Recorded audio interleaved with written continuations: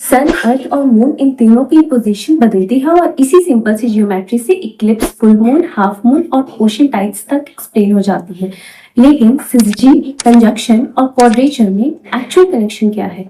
चलिए इसे बिल्कुल सिंपल लैंग्वेज में समझते हैं। जब तीन सेलेस्टियल बॉडीज जैसे सन, मून और अर्थ लगभग एक सीधी लाइन में आ जाते हैं तो इसी अलाइनमेंट को सिजजी कहते हैं। अब अगर इसी अलाइनमेंट में मून, सन और अर्थ के बीच आ जाए तो मून की शैडो अर्थ पर पड़ती है और हमें मिलता है सोलर इक्लिप्स यानी सूर्य ग्रहण।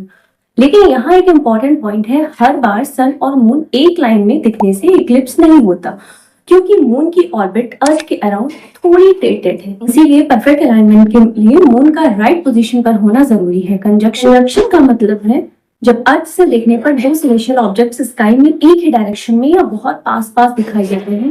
जब सन और मून कंजक्शन में होते हैं उनके बीच का अपेरेंट एंगल लगभग 0 डिग्री होता है।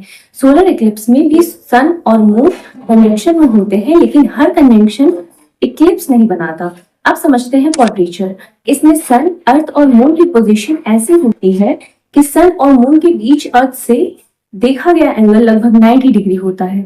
फर्स्ट क्वार्टर मून का मतलब होता है अमावस्या के बाद मून अपनी ऑर्बिट का लगभग एक क्वार्टर कंप्लीट कर चुका है। इस वक्त हमें मून का आधा हिस्सा इल्यूमिनेटेड दिखाई देता है और लास्ट क्वार्टर मून में फुल मून के बाद मून अपनी ऑर्बिट में आगे बढ़ चुका होता है और फिर से हमें उसका आधा रोशन हिस्सा या इल्यूमिनेटेड पार्ट दिखाई देता है। तो फर्स्ट क्वार्टर और लास्ट क्वार्टर का मतलब मून का क्वार्टर साइज नहीं है, ये मून की ऑर्बिट में पोजीशन को रेफर करता है और इसी ज्योमेट्री का इफेक्ट समुद्र की टाइड्स पर भी पड़ता है। तो पूरी स्टोरी को सिंपली याद रखिए, स्ट्रेट लाइन अलाइनमेंट सिजजी, सन मून का सामने डायरेक्शन में दिखना, कंजक्शन, 90 डिग्री ज्योमेट्री, क्वाड्रेचर और इन पोजीशंस का रिजल्ट हो सकता है इक्लिप्स, क्वार्टर मून और डिफरेंट टाइप्स की टाइड्स।